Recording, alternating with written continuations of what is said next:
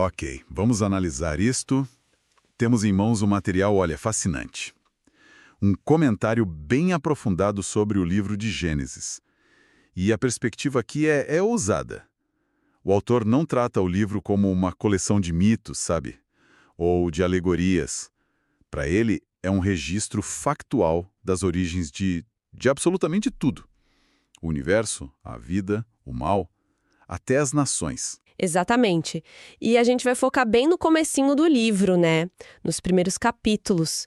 Porque, na visão do autor, é ali que está a fundação, o alicerce de tudo que vem depois na Bíblia. Nossa missão aqui é meio que desvendar a lógica por trás dessa defesa de Gênesis como história e entender como essas narrativas primordiais, tipo a criação, a queda, Caim e Abel, como elas são apresentadas como molde da própria condição humana. É isso. A questão que a fonte joga no nosso colo é bem direta. Gênesis é fato ou ficção?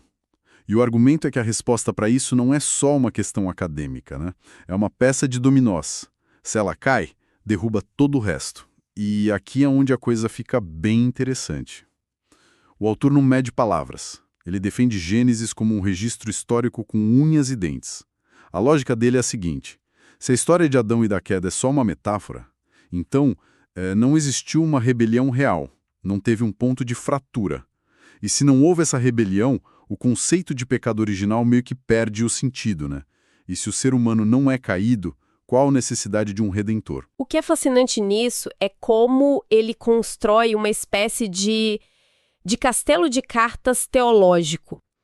Ele argumenta que o Adão histórico é a carta fundamental, é a base de tudo. Se você tira essa carta, toda a estrutura da redenção, a necessidade de um Salvador, a figura de Jesus sendo chamado de o segundo Adão no Novo Testamento, tudo isso simplesmente desmorona.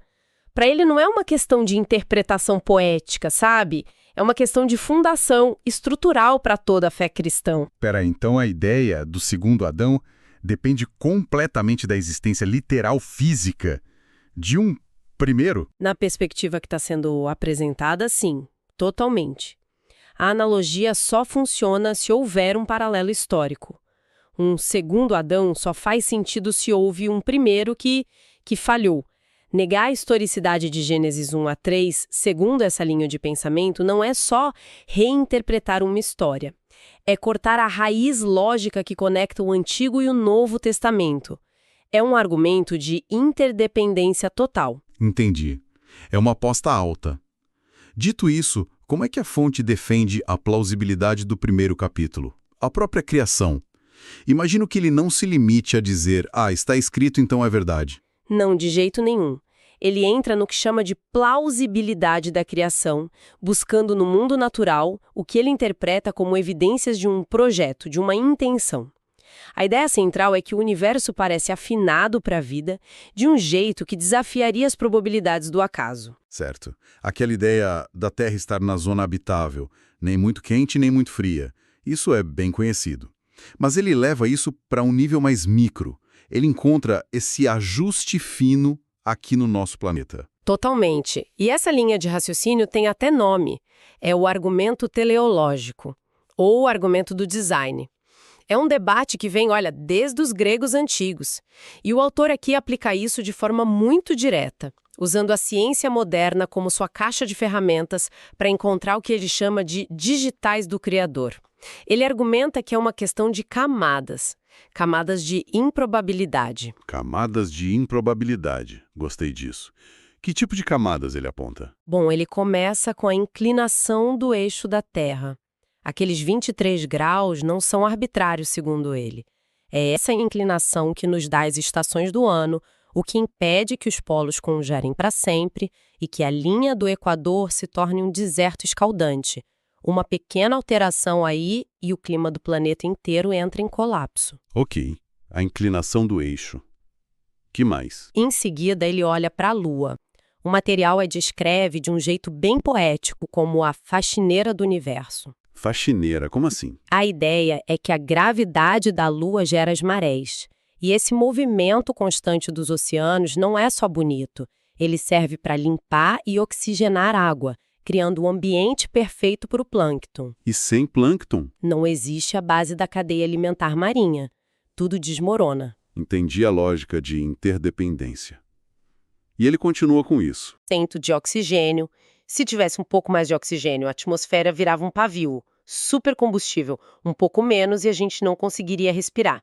E a espessura da atmosfera também é descrita como um escudo perfeito. Nos protege de milhões de meteoritos todos os dias e ainda tem a camada de ozônio. O filtro solar do planeta. Exatamente. Aquela camada fininha que filtra a quantidade exata de radiação solar para permitir a vida, bloqueando os raios mais letais. A visão que a fonte apresenta é que, quando você soma tudo isso, a distância do Sol, a inclinação, a Lua, o ar, o ozônio, a conclusão de que tudo é um feliz acidente cósmico se torna para ele menos plausível do que a conclusão de que houve um projeto. E para amarrar essa ideia, ele usa uma anedota, né? A do Rabino e do Imperador. Isso, a história do Rabino Josué e do Imperador Romano Trajano. O imperador, bem cético, pede para ver o Deus do Rabino. O Rabino Josué, então, desafia o imperador a simplesmente olhar fixo para o sol do meio-dia por 5 minutos. Impossível. Exato. Trajano responde que é impossível, que ele ficaria cego. E aí, o Rabino conclui: se não podes contemplar uma única criatura do meu Deus, pensas que pode vê-lo em toda a sua glória? Uau!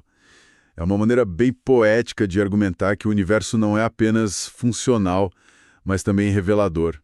Quase como uma obra de arte que aponta para o artista. Essa é a exata conclusão que o autor quer que o leitor tire, que a criação em sua complexidade é o primeiro testemunho. Ok, então o cenário está montado. Uma criação descrita como muito boa, um mundo em perfeita harmonia, mas a gente sabe que a história não para aí. A narrativa muda drasticamente de tom. Como a fonte descreve a entrada do mal nesse cenário perfeito? A mudança é abrupta e trágica. A análise que o material faz da tentação é quase cirúrgica, sabe?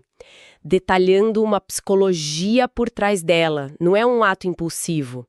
A serpente, que é a personificação do mal na história, ela age em 3 estágios bem definidos. Quais seriam esses estágios? Primeiro, ela questiona a palavra de Deus. Ela não nega de cara. Ela semeia a dúvida. É assim que Deus disse? É o pé na porta. O segundo passo é a negação direta. Depois que a dúvida foi plantada, ela contradiz abertamente. É certo que não morrereis. E o terceiro e último estágio é o mais devastador. Ela ataca o caráter de Deus. Como assim, ataca o caráter? Ela acusa Deus de ser egoísta e mentiroso. A serpente diz que Deus sabe que no dia que eles comerem do fruto, eles serão como Deus. A acusação implícita é: Deus está escondendo algo bom de vocês, ele não quer concorrência. Nossa, é uma progressão bem clara. Da dúvida para a negação e, por fim, para a difamação. E do lado de Eva, como a fonte descreve a sedução? Não foi só sobre uma fruta bonita, imagino. De jeito nenhum. O autor aponta para 3 apelos específicos. Primeiro, o que ele chama de concupiscência da carne. O fruto era bom para se comer. É o apelo ao desejo físico. Segundo, a concupiscência dos olhos. Era agradável aos olhos. É o apelo estético, o desejo de possuir o que é belo. E o terceiro? É o mais profundo, a soberba da vida. O fruto era desejável para dar entendimento. Essa é a promessa de autorrealização, de ser igual a Deus. Não era só sobre fome ou beleza, era sobre poder e autonomia. A promessa era: vocês podem ser seus próprios deuses. E as consequências dessa escolha são imediatas, né? O que acontece logo depois? O texto descreve uma transformação instantânea. A primeira consequência é a vergonha. A fonte diz que seus olhos foram abertos e eles perceberam que estavam nus. A nudez que era natural e inocente agora vira fonte de constrangimento.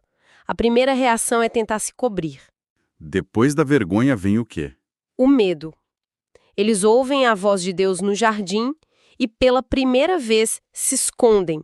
Aquela presença que era fonte de alegria, agora se torna fonte de terror. A comunhão foi quebrada. E quando Deus os confronta, eles assumem a culpa? Aí vem a terceira consequência, talvez a mais duradoura, a transferência de culpa. É o início das relações humanas fraturadas. Quando Deus pergunta a Adão, ele não diz, sim, eu comi. Ele diz, a mulher que me deste por esposa, ela me deu e eu comi. Ele culpa a mulher e indiretamente o próprio Deus. E a mulher faz a mesma coisa. Exatamente. Quando Deus se vira para ela, ela diz, a serpente me enganou e eu comi. Ninguém assume a responsabilidade. Para o autor, esse momento é a origem de todo o conflito relacional, a incapacidade de admitir o próprio erro. E é assustador que esse padrão não para por aí. Segundo a fonte, ele se torna mortal já na geração seguinte, com Caim e Abel. Como essa fratura se aprofunda? A análise que a fonte faz é que o conflito não começa por causa das profissões deles, mas por algo que o texto chama de a separação no culto. Ambos trazem ofertas, mas Deus se agrada da de Abel e não da de Caim. A reação de Caim não é de autoavaliação, é raiva. O texto diz que seu semblante descaiu. Ele ficou com raiva de Deus, mas acabou descontando no irmão. Por quê? A fonte explora a psicologia disso. Sim, e a palavra-chave é inveja. Uma inveja corrosiva. O autor faz uma análise muito profunda desse sentimento. Ele cita uma definição que é poderosa. O que o invejoso quer não é o que o outro tem, mas que o outro não tenha. A virtude de Abel, a aceitação da oferta, não inspira Caim a melhorar. Pelo contrário, se torna uma ameaça. Um espelho insuportável da própria falha dele. Então o assassinato não foi um impulso do momento. De forma alguma. A leitura que o material faz é que foi um ato premeditado. E Caim usa o que o autor chama de máscaras para executá-lo. A primeira é a máscara da hipocrisia. Ele esconde o ódio e convida o irmão. Vamos ao campo. Ele cria oportunidade. Ele arma a cena. E depois do crime, ele continua usando máscaras. Sim, quando Deus o confronta, onde está Abel teu irmão, Caim veste a máscara da dissimulação. E da insolência ele responde com aquela pergunta terrível. Não sei, acaso sou eu tutor do meu irmão? Ele tenta se esconder atrás de uma mentira. Existe um padrão aqui, não é? Adão e Eva tentaram se esconder de Deus fisicamente, entre as árvores. Caim tenta se esconder verbalmente, através de mentiras. Exatamente, e em ambos os casos a fonte ressalta um ponto crucial. Deus não faz as perguntas para obter informação, ele já sabe de tudo. As perguntas onde você está, o que você fez, são uma oportunidade, um convite para confissão, mas a resposta instintiva nos dois casos é a fuga. Então, o que tudo isso significa, recapitulando a nossa conversa? A gente partiu de uma defesa da historicidade de Gênesis como uma peça fundamental. Passamos por uma descrição de uma criação perfeita, intencional, e aí mergulhamos numa espiral descendente. Vergonha, medo, culpa e finalmente violência.